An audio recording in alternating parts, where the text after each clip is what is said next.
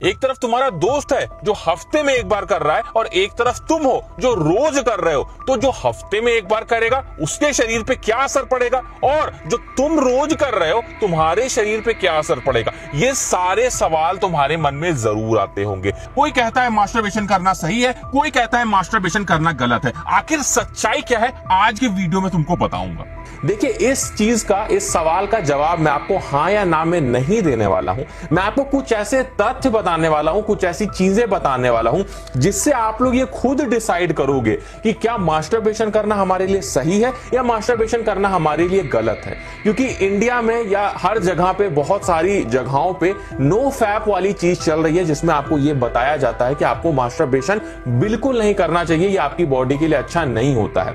वहीं western culture में क्या हो रहा है, वहां पे आप लोग को रिसर्च का हवाला दिया जा रहा है और आपको यह बताया जा रहा है कि मास्टरबेशन करने से बॉडी पे कोई भी इफेक्ट नहीं पड़ता है। तो अब अगर कोई भी इंसान दोनों वीडियोस को देखेगा, पहले वो एक वीडियो देखेगा जिसमें उसको मना किया जा रहा है मास्टरबेशन के लिए, फिर वो दूसरा वीडियो देखेगा, वेस्टर्न कल्चर का वीडियो देखेगा जहां पे उसको यह बताया जा रहा है कि मास्टरबेशन करने से हमारे बॉडी पे कोई भी असर नहीं पड़ता है, तो वो कंफ्यूज हो जाएगा कि हमें क्या करना चाहिए। और वही कंफ्यूजन आज आपका मैं सॉल्व कर दूंगा। मैं आपको पूरे अच्छे से समझाऊंगा कि मास्टरबेशन सही है या गलत है। देखिए, सबसे पहले हमें यह चीज समझनी होगी, जो वेस्टर्न कल्चर में बताया जा रहा है कि मास्टरबेशन करने से हमारी बॉडी पे कोई इफेक्ट नहीं पड़ता है, लेकिन जो हमारे पुराने ग्रंथ हैं, जो हमारी पुरानी बुक्स हैं, जो हमारे पुराने आइडल्स हैं, एंशिएंट जिन्होंने भी आयुर्वेदिक बुक्स लिखी हैं, जो भी हमारे पुराने पूर्वज हैं, उन्होंने ये क्यों बताया कि भाई मास्टरबेशन करना हमारी बॉडी के लिए अच्छा नहीं होता है। देखिए, सबसे पहले हमें यह समझना होगा कि वेस्टर्न कल्चर में जब यह बताया जाता है कि हम मास्टरबेशन करना हमारी बॉडी के लिए सही नहीं है, तो उसमें यह कहा जाता है कि जब हम बार बार मास्टरबेशन करते हैं तो इससे हमारी बॉडी में बार बार नया स्पर्म बनता है, जो स्पर्म हमारी बॉडी के लिए अच्छा होता है।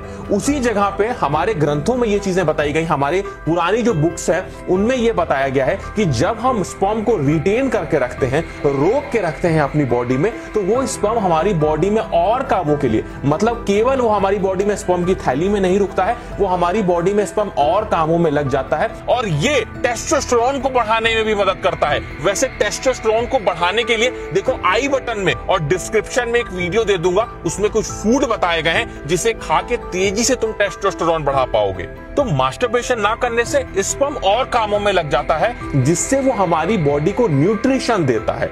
आज के समय में जो भी हम लोग प्रोटीन्स का इस्तेमाल करते हैं, जो भी चीजों का इस्तेमाल करते हैं, वो हमारी बॉडी खुद बनाने लग जाती है उस स्पर्म के थ्रू, जिससे हमारी बॉडी की एनर्जी बढ़ जाती है। तो ये हमारे जो पूर्वज हैं उन्होंने ये हमें बताया है। लेकिन वेस्टर्न कल्चर में इस चीज को मना किया जाता है कि आप लोग मास्टरबेशन कर सकते हैं, कोई प्रॉब्लम नहीं है। तो देखिए, आप लोग को यह समझना होगा कि जो भी हम लोग खाना खाते हैं, उस खाने से बहुत समय बाद में, मतलब अगर जो हमने आज खाना खाया, इस खाने से अगर स्पर्म में कन्वर्ट होगा जो वो खाना, तो उसको खाने को कन्वर्ट होने में कम से कम लगता है 60 से 70 दिन लग जाता है स्पर्म में कन्वर्ट होने में। और आप उसे 1 मिनट में अगर बाहर निकाल दोगे तो वो चीज आपकी बॉडी के लिए अच्छी नहीं होती है। जो मैं आपको बता दूं, आप लोग को क्या करना है, कोशिश करनी है रिटेन करने की। जितना ज्यादा से ज्यादा स्पर्म आप रिटेन कर पाओगे, उतना आपकी बॉडी हेल्दी होती जाएगी। बस एक बात का ध्यान रखना है कि नो फैप के चक्कर में, मतलब अगर आप लोग ये सोच रहे हो कि हमें बिल्कुल इसको मास्टरबेशन को छोड़ देना है, तो ये एक बार में नहीं होने वाला। इसके लिए आपको समय देना होगा।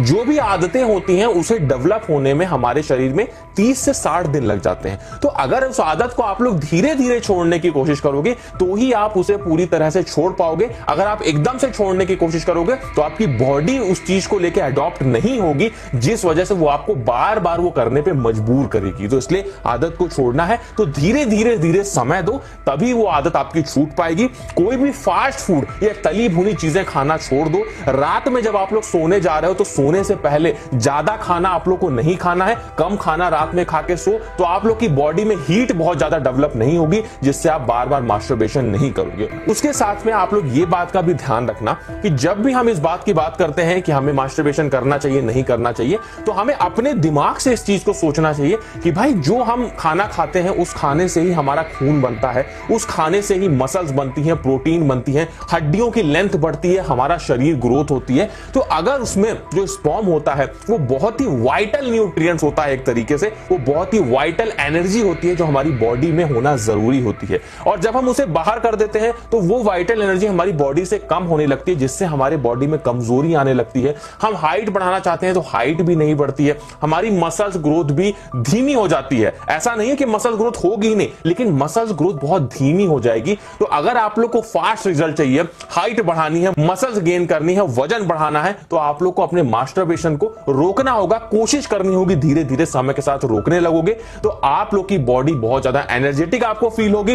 वेट गेन करना चाहते हो तो आपका वेट गेन भी होगा, मसल्स गेन करना चाहते हो तो आपकी मसल्स गेन भी होगी। ये सारी चीजें ध्यान से नोट कर लो, समझ लो, अपने दिमाग में बैठा लो, और आप देखोगे कि धीरे धीरे समय के साथ में सारी चीजें सही हो जाएंगी और आपकी मसल्स गेन होने लगेगी, आपका वेट गेन होने लगेगा। अगर ये वीडियो अच्छा लगा हो तो दोस्तों में भी शेयर करना, उन्हें भी बताना इस चीज के बारे में।